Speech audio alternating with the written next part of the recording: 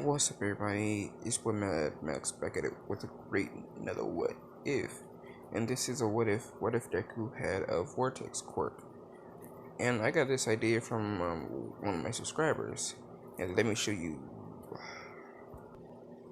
right down here. Hex What If and Gaming.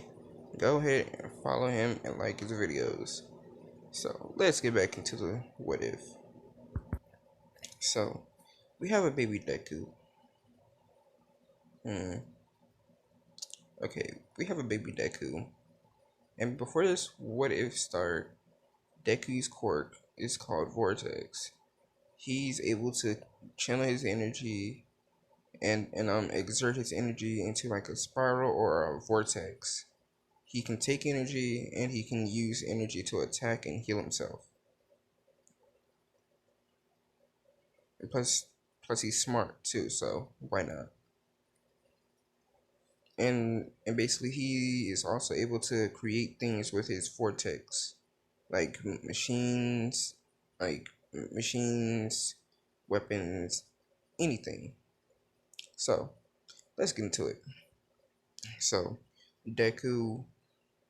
So we have a baby Deku, and his quirk manifested when he was only little, and it was powerful too.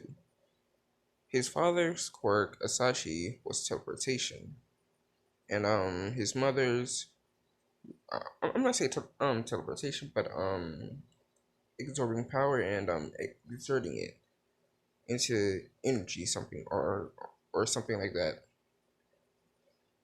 And his mother is to basically channel energy and to do the same thing like his father, but to concentrate it into a point and and to create things from it. So Deku's quirk, you know, activates when he was being born. He made like a, I won't say he made like a bear or something. He made like a bear formed with a toy, I guess. And Deku was crying, and his mother and father had to calm him down. So the doctor says, "Do you want us to analyze his quirk now?" And they said no because we don't know what his quirk can do. So we gotta test it out for ourselves. So basically, time skip to where Deku is. I want to say 4. He's playing with Bakugo, who let's say has a twin sister, Katsuki and Katsuka. You'll see why. Katsuki likes a girl who Deku knows, and Bakugo knows that Katsuka likes Deku. So they're playing, and Bakugo is being the hero, and Katsuka and Deku being the villains. You're playing, I'll say they created a game called All Might, to where they imitate the villains that All Might has defeated before, but in child form, of course. So Deku, so as Deku was playing in the woods with them, and yes, they are in the woods, Katsuka fell down in the river, and Bakugo didn't really care because like it's a girl. She shouldn't be playing with us boys, but Deku didn't see that as that. He basically went down there and grabbed her hand and asked, "Are you okay?" And she said, "Yeah." And basically, Bakugo scoffed at this, saying, "Ugh, losers, nerds." So Deku, helped Katsuka, and so Deku helped Katsuka and be, oh, scratch that. Deku helped Katsuka up and helped her get up there to the I don't say the fence that they basically blown the fence into because Bakugo had his quirk at first. Um, yeah. they basically go back to the fence area, and they moved away from the hole that Bakugo exploded into the fence because they didn't want to get questioned by the teachers or the authorities. So Deku tells Bakugo to take Katsuka to the teacher, and Bakugo says fine. And as Bakugo was doing that, he accidentally stepped on something. I want to say it was a landmine. It was an old landmine that has been there for ages. And since dynamite, if it's not contained right, it will, explode. And it was very unstable. Deku told Bakugo to, move up easily, to um scooch up easily. And then Deku put his foot right there. And he used the same amount of weight that Bakugo had. He thought of ways that this could end, with him just jumping off, losing a leg, him dying, him being scared and probably going to the hospital with burns. But then Deku's quirk awakens. If you're wondering, didn't his quirk awaken before? Yes, but like this is somewhat the strongest part of his quirk. He basically he as Deku was gonna jump off of it, he accidentally grabbed the bomb, and he absorbed the power of the bomb into himself, and he used it as energy, and he exerted the energy out in like a beam or somewhat like that, and he healed himself. The teachers heard the loud boom, and they ran over there, and they saw Deku. They saw Deku standing there, and they saw a big crater. And they put two and two together, like, oh my god, what happened? What happened? And the students and teachers ran over there, and they saw, Deku standing by a big crater. And they put two and two together, like I said. And when the teacher said, call Mr. Asashi, and one of the teachers called him, and they took Deku back to the court doctor, and the doctor said, we have to do some tests. And this is the same doctor who let's say, who worked for All For One. Yeah, who worked for All For One. So the doctor told Deku, saying like, hey, come here. And the doctor used one of his quirks to basically, knock Deku out. But as he was doing that, Asashi walked in on, him doing that, and he basically fought off the doctor, and in doing so, died. Inko couldn't handle the pressure, so she basically used her quirk and committed suicide, basically, like that, and like straight up ended herself right there. She committed suicide in front of Deku and said Asashi, the doctor died, and like the police didn't get there, but Deku, he basically, I won't say that he didn't call the police, but he sort of looked. He understood what his mother was doing, and he went home and he saw papers, adoption papers, and the note saying, "Sorry, son, we couldn't provide for you all the stuff that you wanted." So Deku cried a little bit, like every main character is supposed to cry, one tear fall down that eye. But he saw the adoption papers and like where he's located, and they were already signed with the signature of the dorm mother, and it worked. So Deku located the place, and he basically, asked Mitsuki to take him there.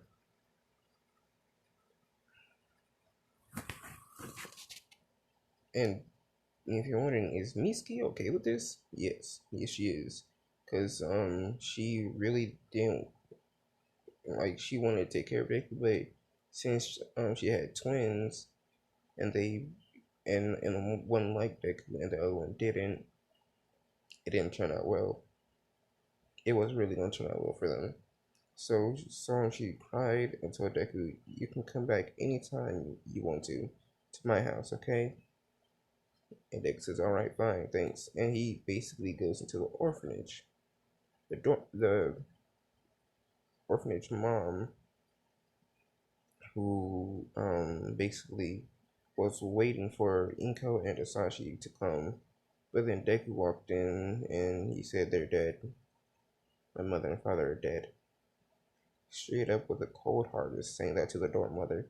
And the dorm mother said, you poor child, you must be very sad and scared." And Deku, he cried for days and days. And then when Deku was 5,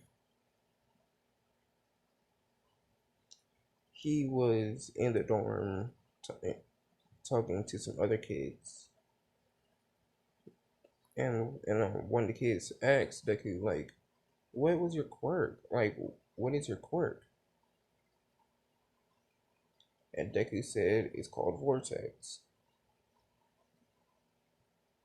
It it allow me to it allows me to exert power and create things from that power, and to heal myself too."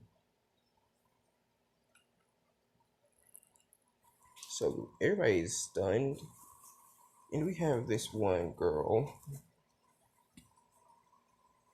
I'm gonna give her the name Laura. Laura is from America. She basically speaks Japanese because of her mother's side of the family, and she has blonde hair from her father.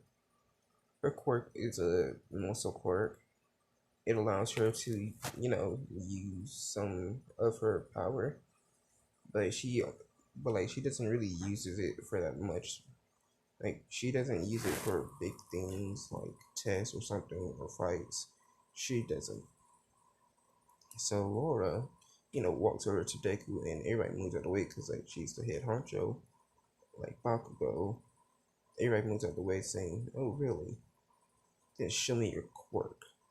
And then she, buffs up like her finger and she, flicks, Deku, and Deku, takes the full impact of it, and he basically launches the power back at her tenfold.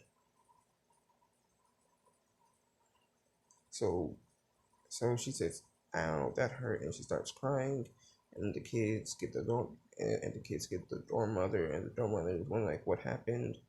And Deku says, one of the kids hit her, and like one of the kids who, let's say, was a very big jerk to even her face, and Deku pointed to him, yes, him. He hit her, and the guy said, "No, I didn't." And basically everybody said, "Yes, you did. We saw you." No, well, that there he saw Deku do that to her. So Deku basically walked over there to Laura and held out his hand, saying, "Are you okay?" And saying sorry for that. And said, "It's okay, just please next time be careful." And Deku says, "Thank you, thank you. I'll be a little more careful." Time skip to where Deku is 12. Not 12, but 10. He's in elementary school, the third grade. Laura, him, and some of the other orphans were going to the school. Laura gained something out of Deku, and that is a crush. She liked Deku, but she didn't know how to express it since they were 10, of course. So, so Deku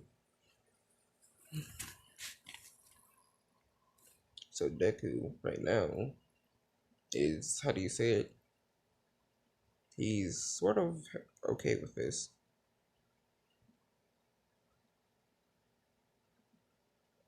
He's okay with, Laura being by himself, like with Laura being by him. So they walk into class, and the teacher says, "Before class start, I would like to introduce two new students, Katsuki Bakugo and Katsuka Bakugo."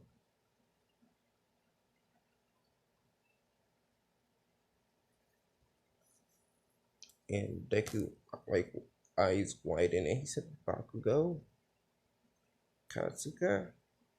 And they said, like, "Who said our?" And they saw a green-haired boy standing up, with like tears in his eyes, and they said, "Izuku." And the teacher's like, "You know him?" "Yeah, he's our friend." Hmm. Did Laura get jealous of Katsuka because she was hugging Deku, and basically Laura thought she was the one who was able to hug Deku because in the orphanage, Deku was cold to everybody except for her. He was a lone wolf. So class starts and the teacher's talking, and class ends. Like it was that quick. So the class ends, and as Deku was gonna leave school, Mitsuki pulled up saying, "Oh, hello, Izuku. How's it been?" "It's been okay." And he walks off with Laura and some of the other kids from the orphanage back to the orphanage. So Mitsuki had an idea. Since she got a job in America, since she got a job, in America, she could probably adopt two children, two companions for Katsuka and Bakugo, and like she basically thought of the two, Deku and this Laura girl.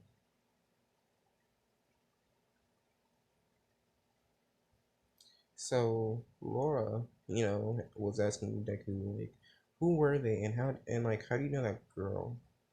And Deku says, those were my childhood friends before I came to the orphanage. And she said, oh, okay, because she was scared that like that girl was some girl that Deku knew who liked him, which she did. Laura and Katsuka, they were both tough, and since Deku said, let's say he liked tough girls,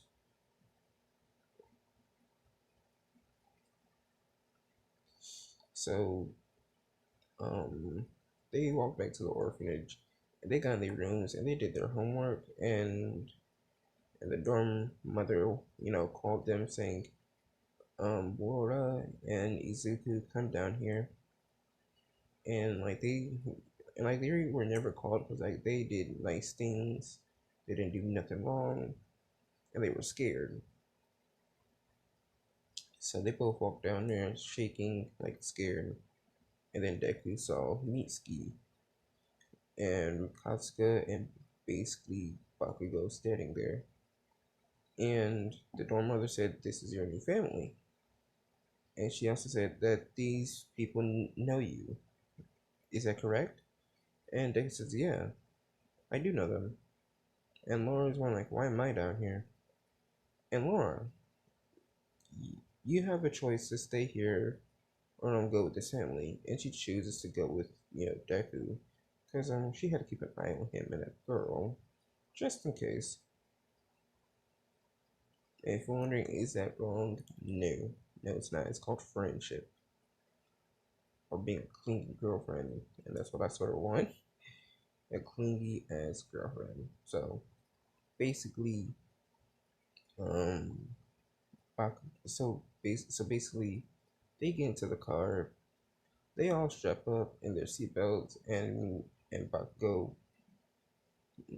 So basically, Bakugo, Katsuka, Deku, and Laura. They're all talking, and Mitsuki's in the front thinking like, I did a good thing. I did a very good thing. And she gets home. Her husband is, let's say, drinking, early drinking, and he was naked. So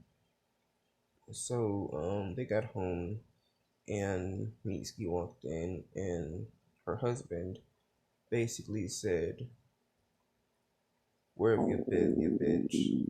I thought I told you don't go out the house with the kids. Don't go out the house. You mistake. You and your mistakes. Get the hell out the house." And Mitsuki had the house in her name. So Deku saw this and he got mad. So he walked over there. He touched Mr. Bakugo and just absorbed all his energy. And Mitsuki called the cops saying that there's a drunken man inside my house. Can you come get him? And the cops pull up. They take Mr. Bakugo into custody, and Mitsuki's there crying because now she gotta take care of four kids. And then Deku had an idea. Deku knew this guy who was a pro hero. I won't say it was not Ingenium, but it was someone around her age. It was and let's say Mitsuki, she was bisexual. She liked guys and girls. So Deku had an idea. He thought of one only bisexual hero in this city. It could have been Mount Lady or Midnight. And he thought of another guy, like a guy who was Mike. And he scratched Mike off the list because he was too loud. So basically he thought of two. And he thought like Mitsuki will like this. So he basically told Mitsuki, I have someone for you. And Deku, so flashback, as Deku was walking, he was attacked by a villain that Mount Lady and Midnight were chasing. And since Mount Lady and Midnight are the only two, lesbians, like like somewhat lesbians inside the city of their city, yes, of their city. Um, they basically were together, but Midnight didn't feel comfortable, you know, doing the dirty with someone who can grow the size of her shit and basically swamps the fuck out of her. So Midnight and my lady, they were okay because some of the things that some of the things that Midnight was thinking were basically perverted shit to do with another girl, and with Mount Lady it was like a threesome, a menage a trois. So basically, Deku bumps into them, saying thank you for helping me, and as he was saying that, he saw Mount Lady and Midnight are like arguing about personal stuff, and then he asked them, "Are you two okay?" And they both stopped arguing, and they said, "Yeah, we're okay, kid." And Deku asked if he can get their phone numbers, and they said, "Sure." And they didn't know why, but like they said, "Sure." So in the flashback, Deku, pulled out a phone. If you're wondering where did he get the phone, he created it since he was smart, and his quirk is called. And since his quirk allowed him to make things from energy.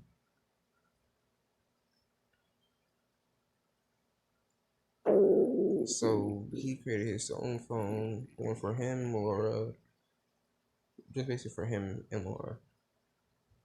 So he put out his phone called Midnight, saying, "Is Mount Lady there with you?" And Midnight just grudged, "Yes." Good. How about this? My auntie was looking for a mate, but her husband, who was hating it, like he hated lesbians, so he broke up with her. If you two want to, you can, do do the deed with her. And Midnight poked an eye to this, ain't we? Really? Yeah. And that lady was like had naughty thoughts too of things to do with another girl and Midnight. So they both, they didn't get into their hero costumes, and they drove over there in Midnight's car, and they both thought of the most perverted things they could do with the girl. And if you're wondering, are they pedophiles? No. Midnight, Mitsuki, and Mount Lady, they're all the same age. So, so Mitsuki, I want to say that Mitsuki is, in her room. She's like getting prepared for something, like for like midnight meets for midnight and Mount Lady. So midnight and Mount Lady get there. Midnight had a bunch of toys, sexual toys, of course, and she basically brought a choker, I think, and a chain. So basically, Deku said, "I think we should probably leave." And Banka says, "No, we must listen to the fucking." And Deku was like, "Oh my god, this is gonna be so gross." So, like I said, mm, 10 hours, nah, 20 hours later, it it is nighttime, and they stopped, they stopped doing the deed inside the room, and Mitsuki came out with like the sports bra on, steam coming out the room, which was pleasure smoke that Midnight created that basically pleasured them all in there. And Deku told them to cover their mouth. They wondered why, and Deku just said, "Just do it." They covered their mouth, and they covered their mouths, and like Mitsuki came out there, Mount Lady and Midnight came out there. They all said, uh, can we talk? Can we talk to y'all? And they all said, "Sure," with their mouths covered. And Midnight says, "Don't worry, it's not gonna hurt you kids, but it just hurt us adults." And she, you know, looked at, Mount Lady and Mitsuki. And Mitsuki says that like they'll be moving with like they'll be moving in with Mount Lady and me, like they'll be moving in with Mount Lady and Midnight because Midnight likes children, and so does Mount Lady. And Deku was like thinking, like my plan worked, but then Midnight said, you all will be living here, like you all will be living with us, and there are some rules that you should probably abide by. Um, you can go out with your friends. You can drink some, but you can drink some adult drinks, but you cannot drink my adult drinks. And Midnight had a bunch of she had enough to make a bar. She had a small little bar down there in her downstairs area, and I'm not talking about the kitty. between her legs. I'm not talking about that. It's like a downstairs area in her house, in their house. So, and time skip to where they moved in, and Deku had a room with Katsuka, and Bakugo had a room with Laura. Yeah, Laura, and and it didn't really feel that awkward because it was like their family. So yeah, they get along very well inside their family. And Deku, so time skip to where Deku is in middle school, the 8th grade. It's like the last year that they had to like it was like the last year.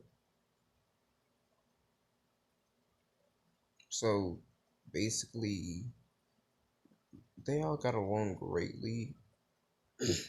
Excuse me.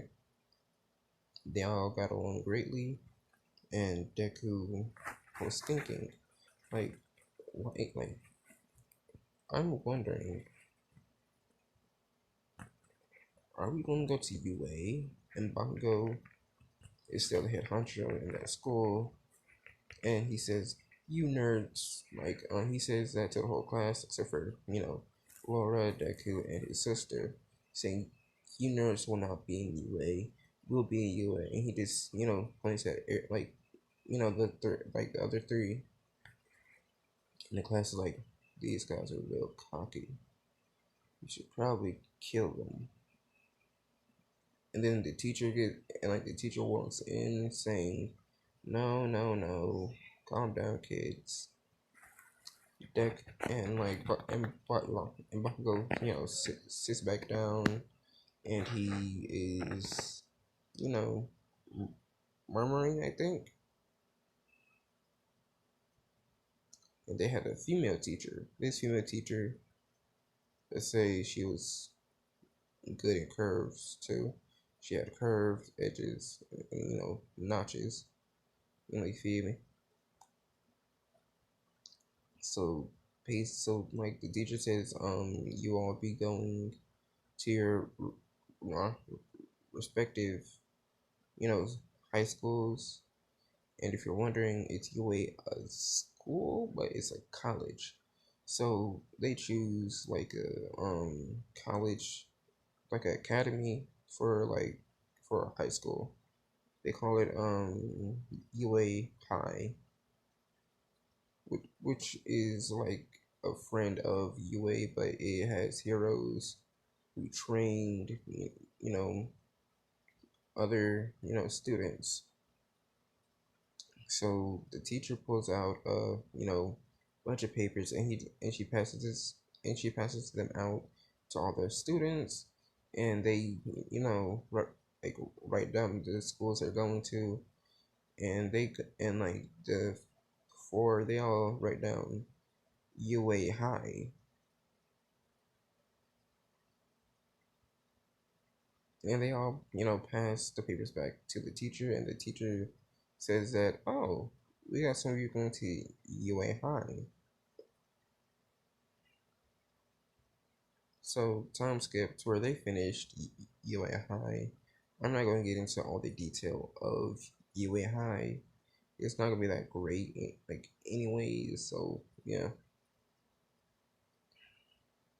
So so and so at the end of UA High, we got two ships. Laura and Bakugo, Katsuka and Deku. So it's a win-win. So the principal says, like the teacher says, you'll be going to UA if you apply to the school. And like the students like going like, wait, really? Cool. And Bakugo lost his cockiness because Laura, she was, let's say, a dom.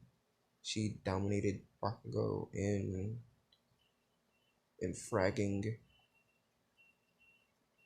They fragged sometimes. They went to parties, they partied, they drank. and they smoked sometimes. So Deku, the teacher, gives them like back their stuff because since the high school had like dorms and stuff, they stayed like some of them stayed in the dorms and some moved out and went to a different college. And hold on.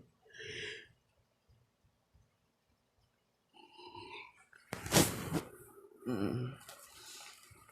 And Deku, let's say more or less, he stayed in the dorms, and since some of the students left who were in their class, they had more rooms. So UA didn't really have to, make some dorms, but they made a unisex dorm for boys and girls. But there was one rule: you would have to, have like a big ass box of condoms, just in case if you want to do the deed inside the rooms, and basically you would have to clean the covers yourself. So yeah. Now this is when like the story in canon starts. So as Deku was leaving his dorm, Katsuga, she was more or less in Deku's room sleeping, and she was, since she was somewhat a pervert, she sniffed his clothes, and she had pictures of him and her when they were younger, and it was creepy. So Deku doesn't really know about that yet, but like she sniffed his underwear and socks, pants, hoodies, shirts, even hats and shoes. And all the time when she was doing that, her little angel down there, it basically gave her the holy oil. She skipped out a lot of holy oil in her pants and onto Deku's covers. So, yeah, he has a full grown stalker. So, Deku is, how do you say it? He's walking around and he bumps into a girl. We all know this girl as Ochaka Uraka. Uraka parents are somewhat rich. They're like fifth under the Momo Yahi, like the Yahirozus. They're fifth.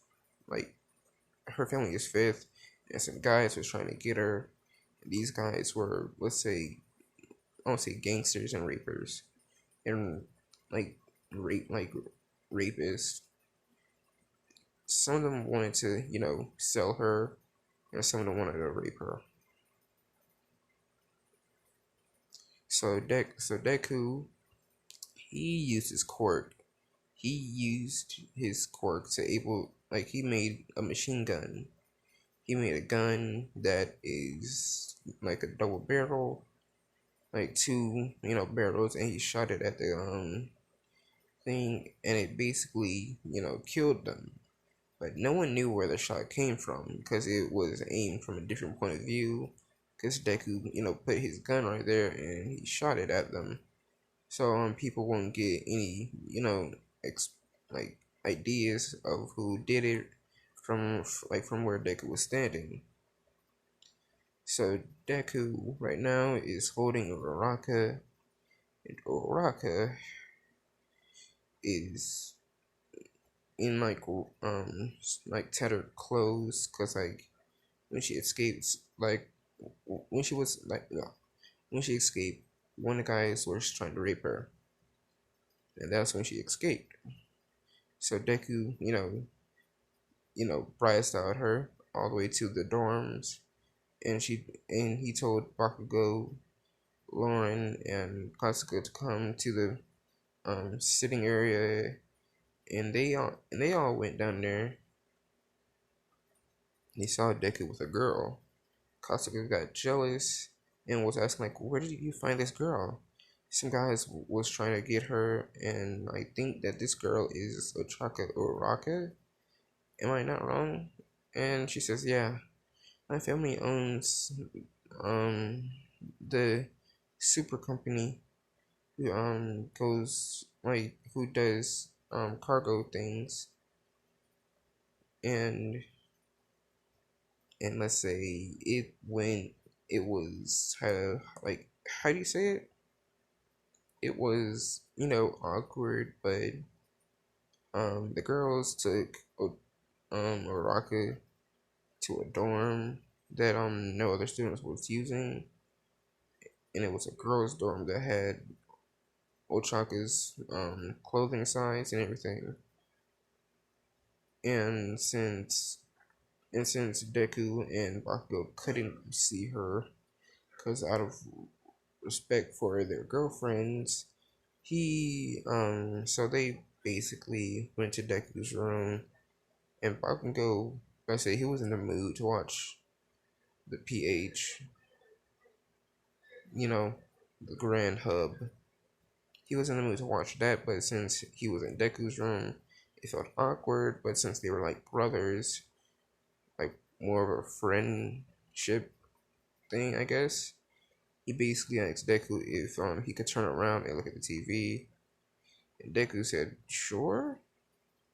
And as Bakugo was doing that, he was beating the meat, and and Deku actually turned around, and Bakugo actually got something on the wall. Like he got someone on the wall and some on Deku's shoulder and someone on his face. Like one little drop landed on his face. And Bakugo says, "Oh my god, I'm so sorry. I am so sorry, Izuku. I will get that up." And as he was saying that, Katsuka walked in and she looked at the mess and she thought that Deku did that, and she was like, "Oh, I didn't know you felt that way, Izuku." And Deku was like, "No, no, no, no, no, no. This is not what you think."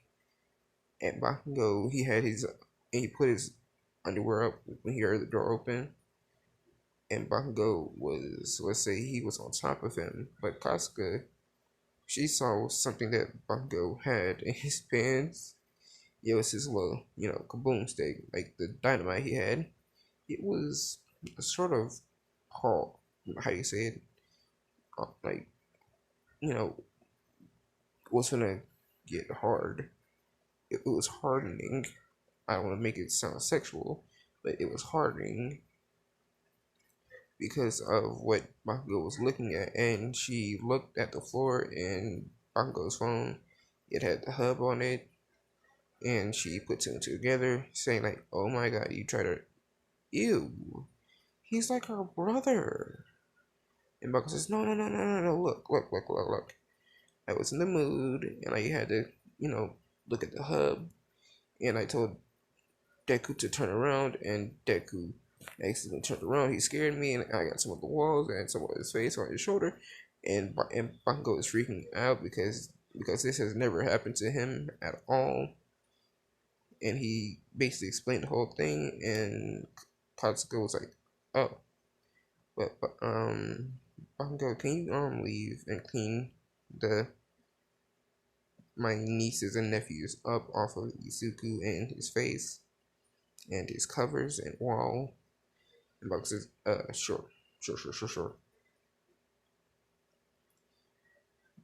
And Deku, he was sitting there like, oh my god, what the fuck happened? Katsuka, she used her quirk, and her quirk is called Container. She basically touched the door, and she used her quirk on it to where no sound or anything could get out of the door or out of the room. So Deku was in, like, he was sitting there and Kasuga just walked up to him. She basically laid the moves on him. And this is where I'm gonna leave it off for now. So with Mad Max signing off,